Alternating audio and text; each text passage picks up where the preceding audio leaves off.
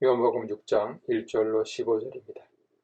예수께서 디베랴 갈릴리 바다 건너편에서 보리떡 5개와 물고기 2마리로 5,000명을 배부르게 먹이시는 기적을 베푸시자 군중들이 그를 참으로 세상에 오실 그 선지자로 고백합니다. 구조 분석입니다. 1절로 4절에 오병이어 기적의 서론입니다. 1절에 기적 사건 장소가 나오고요. 2, 3절에 등장인물이 나옵니다. 4절에 기적 사건이 일어난 시기가 나오죠. 5절로 13절에 예수께서 5,000명을 먹이신 것이 기술됩니다. 5절로 7절에 예수와 빌립의 대화가 나오고요. 8절로 10절에 예수와 안드레의 대화가 나옵니다. 11절로 13절에 오병이어의 기적이 베풀어집니다. 14절로 15절에 기적을 맛본 군중의 반응이 나오죠. 배경입니다. 디베랴라는 지역 명칭은 예수 당시에 사용되지 않았고 1세기 말경에 사용된 이름으로 신약 성경에서 오직 요한복음에만 3회 등장합니다. 오늘 본문과 6장 23절, 21장 1절 참조하세요. 이 지역 이름은 헤롯 안티파스가 주후 26년경에 갈릴리 바다 서쪽 해변에 건설한 도시의 이름으로 로마 황제 티베리우스를 기념하여 그에게 봉헌한 사실을 암시합니다. 예수께서 행하신 오병이어의 기적 사건은 네 복음서에 모두 기록된 유일한 사건입니다. 마태복음 14장 13절 이하, 마가복음 6장 34절 이하, 누가복음 9장 10절 이하 참조하세요. 도움말입니다. 1절에 디베랴의 갈릴리 바다 그러는데 갈릴리 바다는 신약 성서에 일반적으로 잘 알려진 이름이죠. 그런데 요한복음은 디베랴의 갈릴리 바다라는 명칭을 사용하여 로마의 정치 문화가 팔레스틴에 깊이 영향을 주고 있다는 것을 암시합니다. 2절에 병자들에게 행하시는 표적이라고 되어 있는데 이 표적은 복수입니다. 그래서 표적들이죠. 그 내용은 예수께서 왕의 신하의 아들을 고치신 사건과 38년 된 병자를 고치신 사건을 암시합니다. 앞선 4장 43절이야 5장 1절이야 참조하세요. 3절에 예수께서 산에 오르사 하는데요. 예수께서 제자들과 올라가신 산은 신학적 의미가 있는 산으로 관사가 사용됩니다. 이 산은 모세가 십계명을 받으러 올라간 신의 산을 연상시키죠.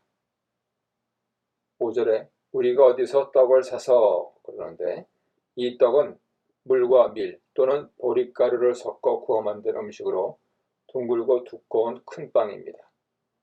떡을 사서라는 표현을 통해서 당시에 상거래로 떡을 매매했던 것을 알 수 있습니다. 9절에 보리떡 5개와 물고기 2마리 나오는데요. 보리떡은 가난한 자들의 양식이죠. 열왕기하 4장 42절 참조하세요. 13절에 보리떡 5개로 먹고 남은 조각이 12바구니에 찼다 그럽니다. 예수께서 보리떡 5개와 물고기 2마리로 5,000명을 배부르게 먹이시고 남은 음식이 12바구니에 가득했다는 것은 기적 사건임을 분명히 증명합니다. 14절에 표적을 보고 참으로 세상에 오실 그 선지자라 합니다. 표적과 함께 세상에 오실 그 선지자, 이것은 신명기 18장 15절 이하에 약속한 종말의 그 선지자를 의미합니다. 많은 사람들은 예수를 종말에 오실 그 선지자로 이해한 것이죠.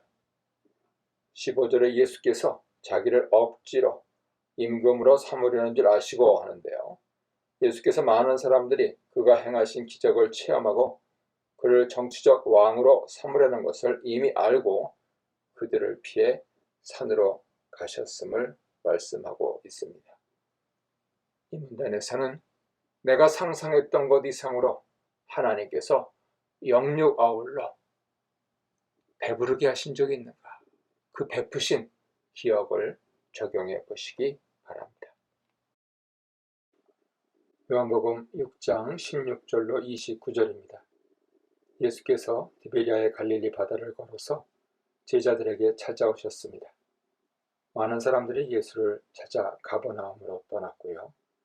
예수는 자기를 찾은 사람들에게 하나님의 일과 생명의 양식을 교훈하십니다. 구조 분석입니다. 16절로 21절 바다 위를 걸으신 예수입니다. 16, 17절에 가버나움으로 가는 제자들의 배가 나오고요. 18, 19절에 파도가 치는 바다를 걸어오신 예수가 나옵니다. 20, 21절에 두려워하는 제자들을 만나신 예수가 나옵니다. 22절로 24절 가버나움에 계신 예수입니다. 22절에 제자들만 탄 배, 23절에 디베리아에 온 배, 24절에 예수를 찾아 가버나움으로 가는 사람들이 나옵니다. 25절로 29절 생명의 양식을 주시는 예수입니다. 25, 26절에 많은 사람이 예수를 찾은 이유, 27절에 생명의 양식, 28, 29절에 하나님의 일이 나옵니다. 배경입니다. 예수께서 오병이어의 기적을 행하시며 많은 사람들을 먹이셨지만 그들은 예수를 하나님의 아들로 인식하지 못합니다. 기적의 떡을 먹은 사람들의 반응은 예수를 신명기 18장 15절 이하에 예언한 모세와 같은 선지자로 인식하여 참으로 세상에 오실 그 선지자라고 고백하지요. 하지만 예수는 메시아시며 하나님이시기에 그들의 고백을 받지 않으시고 제자들이 가버나움으로 배를 타고 건너갈 때 바다 위를 걸어 오셔서 하나님이신 자신의 정체성을 보여주십니다. 도움말입니다. 17절에 이미 어두웠고 예수는 아직 그들에게 오시지 아니하셨더니 했는데요. 16절에 초저녁 이후 많은 시간이 흐른 것을 암시하며 예수와 제자들이 서로 어떤 약속을 한 것처럼 보입니다. 18절에 큰 바람이 불어 파도가 일어나더라 했습니다. 갑작스러운 폭풍은 갈릴리 바다에서 흔히 볼 수 있다고 하는군요. 이런 현상은 특별한 일이 아니었죠. 19절에 노를 저어 12여리쯤 하고 가까이 오심을 보고 두려워하거늘 했는데요. 노를 저어 거리가 10열이 된다는 말은 문자적으로 약 25 내지 30스타디아라는 말입니다. 1스타디오는 약 191m 정도인데요. 이 정도 거리면 5, 6km에 해당하죠. 이는 갈릴리 바다 한가운데 있었다는 뜻입니다. 20절에 내니 두려워하지 말라 하십니다. 내니, 에고 에이미는 요한복음에서 예수의 신성을 나타내는 자기 계시 표현입니다. 출애굽기 3장 14절 여호와 하나님의 자기 계시의 말씀 나는 스스로 있는 자와 유사하죠. 24절 배들을 타고 예수를 찾으러 가버나움으로 가서 하는데요. 기적의 떡과 생선을 먹은 사람들이 예수를 찾아 가버나움을 향해 가고 있습니다. 이미 가버나움에 계신 예수를 찾고 있는 것이죠. 그들은 예수를 억지로 왕으로 삼기 위해 그를 찾았습니다. 26절 표적을 본 까닭이 아니요 떡을 먹고 배부른 까닭이로다. 많은 사람들이 예수를 따라다니는 이유가 표적을 경험하고 예수를 하나님의 아들 메시아로 이해했기 때문이 아니라 자신들의 현실적 필요를 채워줬기 때문이라는 뜻입니다. 27절에 썩을 양식, 영생하도록 양식이 대조됩니다. 썩을 양식은 육신의 필요를 위한 음식을 포함해 세상에 속한 모든 것을 의미하죠. 영생하도록 있는 양식은 예수를 통해 얻는 생명의 양식을 의미합니다. 예수는 하늘로부터 내려온 생명의 떡입니다. 이 문단에서는 예수님으로 인해 두렵던 적이 있었는가 적용해 보시기 바랍니다. 요한복음 6장 30절로 40절입니다. 사람들이 예수께 표적을 구하면서 모세가 준 기적의 떡 만나를 언급합니다. 예수님은 사람들에게 하나님이 하늘에서 내려주시는 참떡을 말씀하시며 자신이 하늘에서 내려온 생명의 떡이라고 선언하십니다. 구조 분석입니다. 30절로 34절 하늘에서 내려온 참떡입니다. 30, 31절에 만나의 표적을 요구하는 사람들이 나오고요. 32, 33절에 하나님이 주신 하늘의 떡이 나옵니다. 34절에 하늘의 떡을 요구하는 사람들이 나오죠. 35절에는 생명의 떡이신 예수입니다. 36절로 40절은 하나님 아버지의 뜻입니다. 36, 37절 예수를 보고도 믿지 못하는 사람들. 38절 아버지의 뜻을 행하시는 예수. 39, 40절에 하나님의 뜻은 믿는 자가 영생을 얻는 것이다 하는 점이 분명해집니다. 배경입니다. 오병이어의 기적을 경험한 사람들이 예수께 또 다른 표적을 요구하는 것은 그가 메시아인지 또는 참 선지자인지 확인하려는 의도입니다. 사람들은 자신들이 경험한 표적으로 만족하지 못하고 더 많은 기적의 증거를 모으려 합니다. 하지만 예수는 자신의 기원을 하늘이라고 암시하며 이 땅의 기원을 거부하고 자신을 모세가 준 만나와 비교합니다. 또 말입니다. 31절 우리 조상들은 광야에서 만나를 하는데요. 이스라엘 백성들의 조상이 광야 생활 중에서 하나님이 모세를 통해 주신 하늘의 양식의 만나를 먹은 역사적 사건을 회상하면서 말하는 것이죠. 이들은 오병이어의 기적을 하늘의 만나 사건과 비교하고 있습니다. 32절 모세가 너희에게 하늘로부터 떡을 준 것이 말씀하는데요. 모세가 하늘로부터 준 떡은 만나입니다. 이 만나는 당시 이스라엘 백성들의 육신적 생명을 유지하는 데 사용되었지만 이스라엘 백성들은 그 만나가 궁극적으로 하나님이 보내주실 생명의 떡이신 예수를 상징하고 있다는 것을 이해하지 못했습니다. 35절 생명의 떡이 나옵니다. 생명의 떡은 하나님이 하늘로부터 보내주셔서 성육신하신 예수를 의미합니다. 36절 너희는 나를 보고도 믿지 아니하는도다 하시는데요. 예수를 보고도 믿지 못한다는 것은 예수께서 행하신 기적을 경험하고 눈으로 보았으면서도 믿지 않는다는 의미입니다. 38절 나를 보내신 이의 뜻이 나오는데 예수께서 자신을 파송된 사람이라고 강조하시고 하나님을 구약 성서의 예언자를 보내신 대로 묘사하십니다. 그 하나님의 뜻을 말하는 것이죠. 예수는 이 땅에 오셔서 십자가에 달려 죽으실 때까지 아버지의 뜻에 복종하셨습니다. 39절 마지막 날에 다시 살리는 이것이니라. 아버지가 아들에게 위임한 역사의 종말에 있을 심판을 배경으로 그 종말의 때에 아들을 믿는 자는 생명의 부활에 이르게 될 것을 의미합니다. 40절에 아들을 보고 믿는 자가 나오는데요. 이것은 경험적 신앙을 의미하는 것이 아니라 아버지께서 보내신 자, 그 아들 예수를 영접하는 것을 말합니다.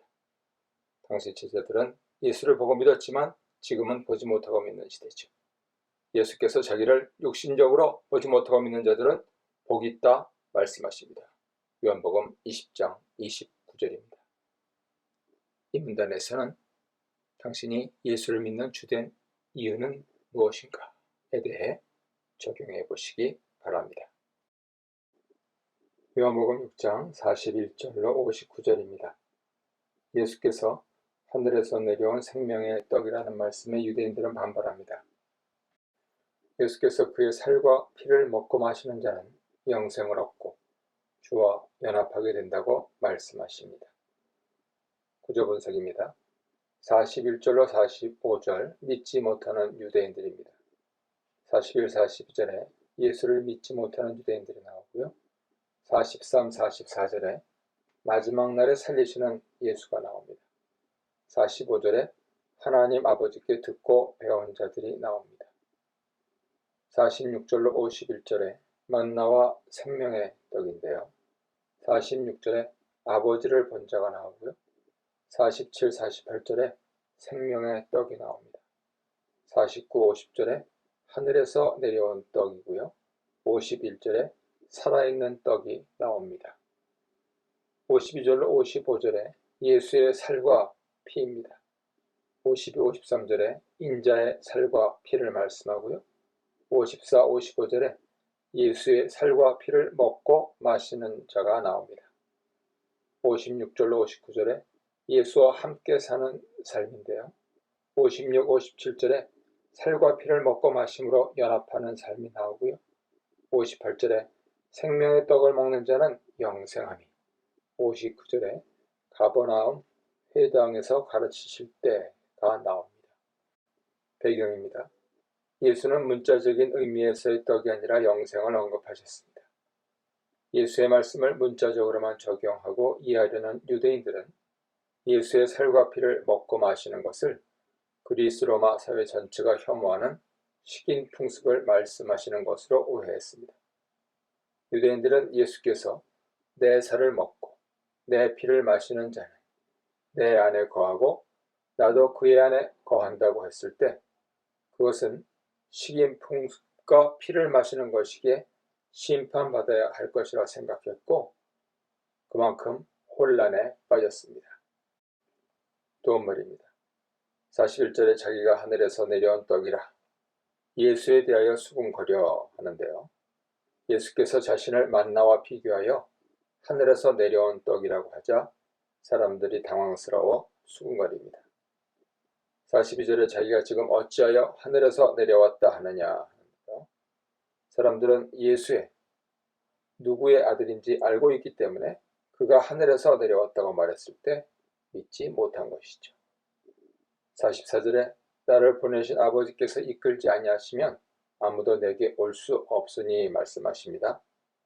사람들이 예수께로 오는 것은 하나님께서 이끌어 주신 결과입니다. 구원은 하나님의 주권적 섭리임을 암시하는 말씀이죠. 47절에 믿는 자는 영생을 가졌나니 영생은 미래의 사건이 아니라요. 이 땅에서 경험할 수 있는 현재의 일이라는 의미입니다. 믿는 자가 경험하는 현재의 영생은 미래와 연결됩니다. 51절에 내가 줄 떡은 곧 세상의 생명을 위한 내 살이니라. 예수께서 떡을 언급하신 것은 만나의 자신을 비교하신 것이고 내 살은 자신의 십자가 죽음을 암시하고 있습니다. 52절에 이 사람이 어찌 능히 자기 살을 우리에게 주어 먹게 하겠느냐 하는데요. 유대인들이 예수께서 말씀하신 살과 피를 문자적으로 이해하여 그리스 로마 사람들까지 혐오하는 식인 풍습으로 오해한 결과를 보여줍니다. 58절에 조상들이 먹고도 죽은 그것과 같지 아니하여 하시는데요. 조상들이 먹고 죽은 것은 광야의 만나를 의미하죠. 59절에 예수께서 가버나움 회당에서 가르치실 때 합니다. 예수께서 가버나움 회당에서 가르치셨다는 것은 그의 가르침이 공개적이고 객관적이라는 사실을 암시합니다. 이 문단에서는 하나님께 얼마나 줄이고 목마르냐 하는 질문을 받으면 나는 어찌 대답할까에 대해 적용해 보시기 바랍니다. 요한복음 6장 60절로 71절입니다. 유대인뿐 아니라 예수의 제자들도 예수께서 말씀하신 그의 살과 피를 먹고 마시라는 말씀을 이해하지 못합니다. 많은 제자들이 예수를 떠났고 결국 12제자만 남았을 때 예수는 너희도 떠나겠느냐고 물으십니다. 구조 분석입니다. 61절로 65절 이해하기 어려운 영생의 말씀입니다. 61절에 예수의 말씀을 어려워하는 제자들이 나오고요. 62절에 인자의 올라감이 나옵니다. 63절에 영과 육이 나오고요.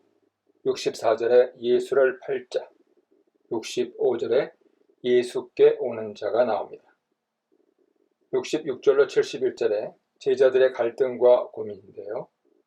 66, 67절에 떠나는 제자들, 68, 69절에 시몬 베드로의 고백, 70, 71절에 가롯 시몬의 아들 유다가 나옵니다. 배경입니다. 요한복음에서 제자는 예수의 12제자만 의미하지 않고 매우 포괄적으로 사용하여 예수를 따르는 모든 사람을 제자라고 부릅니다. 제자들이 예수의 말씀을 어려워하고 있는 이유는 예수께서 자신의 살과 피를 먹고 마시라고 말했기 때문입니다. 예수의 살과 피를 먹고 마시는 행위는 헬라 로마 사회 전체가 혐오하는 식인 풍습을 암시하는 것처럼 오해될 수 있었습니다. 도움말입니다. 60절에 이 말씀은 어렵도다 누가 들을 수 있느냐 합니다. 예수를 따르는 많은 제자들이 어렵다고 말한 것은 귀에 거슬리고 불쾌한 것으로 이해하기 어렵다기보다 받아들이기 어렵다는 뜻입니다. 63절에 살리는 것은 영이니 육은 무익하니라.